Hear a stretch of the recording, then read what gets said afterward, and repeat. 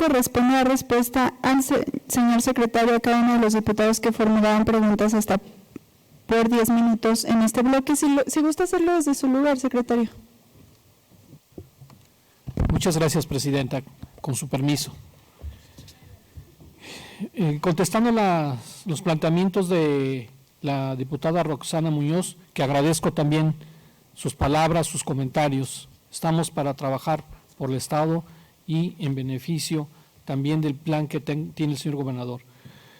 Respecto de la política de recaudación, el Estado había planteado en el mensaje que di al inicio, ha enfrentado diversos problemas desde el punto de vista de recaudación con los impuestos ecológicos. Un planteamiento que se está haciendo y que para efectos de otorgar seguridad jurídica y cierta estabilidad y que estos contribuyentes que se resisten todavía con ciertas estrategias jurídicas para tratar de evitar el pago, estamos creando esta nueva figura innovadora que es un convenio de estabilidad fiscal, y este convenio va a tener la certeza para los contribuyentes de poder cumplir y llegar a acuerdos con el Estado para efectos de que no solamente en este primer año, sino toda la administración, con el compromiso de que no van a verse afectado el día de mañana que en otra iniciativa, en otro paquete económico, nosotros tengamos que mandar, por ejemplo, reformas a algunos de los elementos de la contribución, sujeto, objeto, base, cuota, tarifa. Entonces, esto le va a dar estabilidad. Sentimos que lo que yo he platicado con las empresas lo ven bien, es algo innovador, no existe en México estos antecedentes más que Perú, Honduras, que es la parte que hemos investigado, y creo que esa parte le va a dar estabilidad.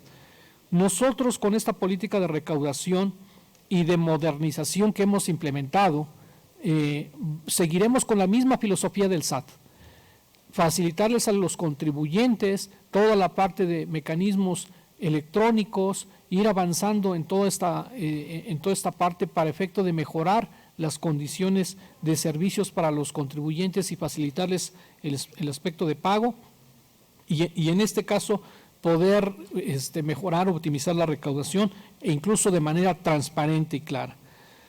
En la política de austeridad y para el desarrollo, lo que le quiero decir es, efectivamente, en la iniciativa que presentamos, que es una nueva ley también innovadora en algunos aspectos de austeridad y que se buscan no solamente los principios que emanan de nuestro gobierno federal, de nuestro presidente de la República, en ese contexto, y donde todos tengamos que hacer el sacrificio y sabemos lo que representa, el señor gobernador lo ha manifestado, la cantidad, cómo se ha engrosado la nómina en general en todos los entes, en toda la parte del Estado, pues tenemos que ir reduciendo toda esta brecha que permita al final de cuentas con la parte operativa poder trabajar.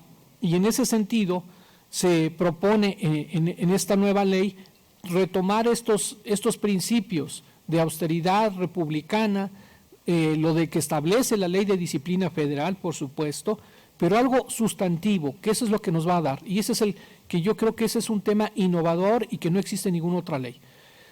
A la fecha existe, por ejemplo, cualquier ente presupuestal, ya sea una dependencia, un poder, un autónomo, a la fecha nos dicen, ¿sabes qué? Nos debes tanto del presupuesto, no nos han dado X cantidad del presupuesto porque es lo que ustedes autorizaron. Pero el grave problema es que no tenemos flujo. Entonces, el balance presupuestario, que es lo que integra, de hecho, las iniciativas, que está en simetría el ingreso y el egreso, de otra forma, esa es la parte presupuestaria.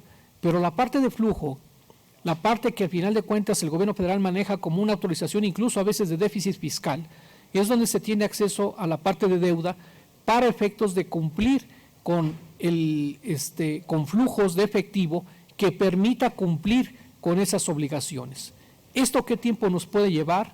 Yo lo he platicado con el gobernador, nos puede llevar 3, 4 años posiblemente, pero el objetivo ¿cuál es? Que por ningún motivo después haya contrataciones de créditos de corto plazo, que haya anticipos de participaciones y le demos estabilidad financiera. De tal forma, gasto que esté autorizado por ustedes tiene que tener el sustento en flujos de efectivo. Debe de haber el recurso financiero para hacer este pago. Creo que mandamos un buen mensaje a calificadoras, a inversionistas, de que seremos precursores de esta nueva política de austeridad y para el desarrollo. Y en las reducciones de gasto que me decía, se analizó, por supuesto, en esta parte, sobre todo es en el capítulo 1000, servicios personales, la cantidad de personas, y en su caso, ustedes recordarán que hay un acuerdo del señor, que mandató el señor gobernador, donde nos habla, en el caso del Ejecutivo, una reducción hasta el 25%. En algunos casos será más, en otros dependencias será menos, pero el caso de turismo va en ese contexto. Respecto de lo que me consulta la diputada Fernanda, muchas gracias también por sus comentarios, diputada, muchas gracias. El monto del ahorro del financiamiento lo puse que va en dos contextos. Uno es la parte de capital, que son los cerca de 659 millones, y yo diría otros 200 millones más que nos puede dar el ir al mercado, porque así es, esto es como una subasta para que me pueda explicar el llegar al refinanciamiento, donde el saldo de la deuda en ese momento, que va a ser por ahí, si usted lo autorizan en febrero o marzo, más tardar, supongamos que sean 7,100 millones de pesos, esos se ponen al mejor postor y llegarán instituciones financieras, Banobras o algún banco donde diga, yo te compro toda la deuda bajo esta tasa de TIE más .40. Nosotros tenemos ahorita en promedio con los 4 créditos un promedio de TIE más .65. ¿Esto qué va a significar? Posiblemente potenciemos ahí cerca de 200 millones de pesos. ¿Esto puede ser mayor? Sí. No quisimos pecar de optimistas, en nuestros cálculos sí podíamos llegar a 1,000 millones de pesos de liberación de recursos, de liberación de flujos y de ahorro, una parte de ahorro que se va a ver y se va a vislumbrar en la parte de la tasa. De ahí la importancia que al final de cuentas tiene el efecto de la deuda. Respecto de la ley de austeridad, ya había mencionado esta parte del equilibrio, pero adicionalmente yo hablaría del efecto. Al no tener recursos, creamos el mecanismo de la plurianualidad. Para efectos de que hay alguna obra, alguna inversión que en su momento no tengamos flujos o no vayamos a deuda de largo plazo, esta se pueda contratar, se programe presupuestalmente, se les informe a ustedes, a la legislatura, dónde, cómo y cuándo se va a gastar estos recursos plenamente justificados y estos recursos no representen deuda pública. Respecto a la reducción en lo que se refiere a derechos humanos, nosotros hemos hecho un análisis, y esto va en general para todos los organismos autónomos que existe. Es una propuesta, al final de cuentas, que se está poniendo a su consideración. El análisis, la revisión y la audiencia que en su oportunidad hagan a todos estos entes presupuestales denominados, en este caso, los autónomos, al Poder Judicial en general, será el motivo que en su momento permita, ¿por qué no?, hacer los ajustes para evitar o se interprete un exceso por parte de nosotros. Nosotros en la disposición de poder llegar a estos ajustes que sean desde el punto de vista razonable, pero que también estos entes, la parte sustantiva, deben de hacer un esfuerzo de austeridad. Ese es el aspecto sustantivo que nosotros estamos ahí manejando. La parte del ahorro que aquí me preguntaba también con respecto de las nóminas, esa parte la estamos liberando para efecto de obra de inversión con el incremento que se tiene. El gasto social, recordarán que también hay un compromiso del gobernador con el señor presidente de otorgar también, en este caso, el apoyo a las personas con discapacidad y tener la cobertura al 100%, entre otros aspectos que tiene que ver con la parte de gasto, ahí es donde estamos destinando. Del diputado Armando Delgadillo, el refinanciamiento de la deuda que se tiene va a ser, lo que vamos a tener son por vencer aproximadamente 14 años y medio, ¿verdad? ¿Qué estamos haciendo? Prolongándola a 20 años, esa es la propuesta. Los analistas financieros incluso nos decía 25, pero esto si no va a ser un cuento de nunca acabar, como dice el dicho, ¿verdad? Esto tiene que concluir tarde o temprano.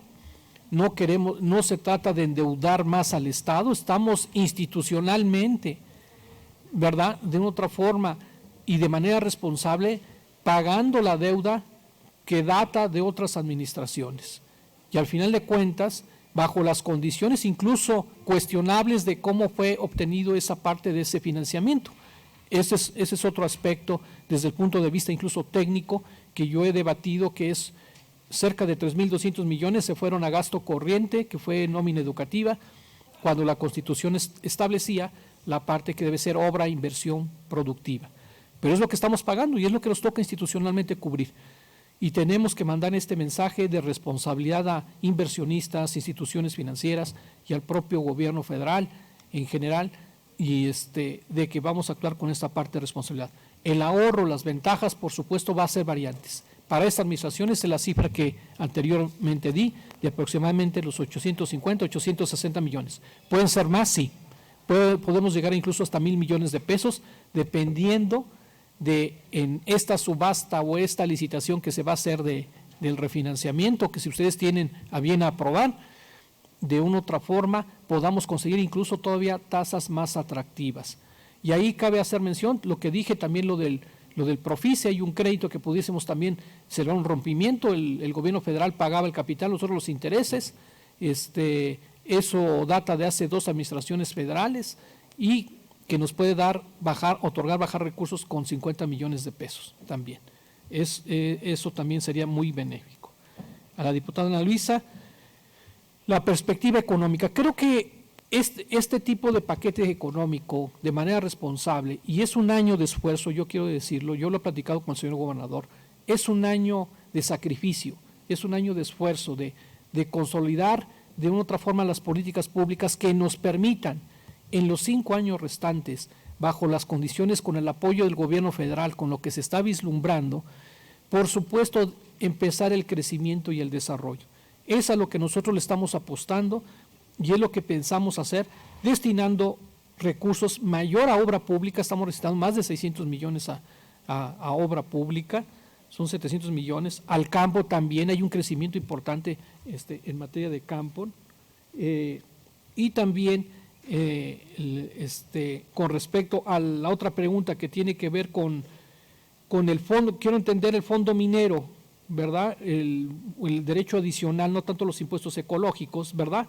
Entonces, con respecto a esto, yo creo que hay un incluso para el propio Congreso del Estado,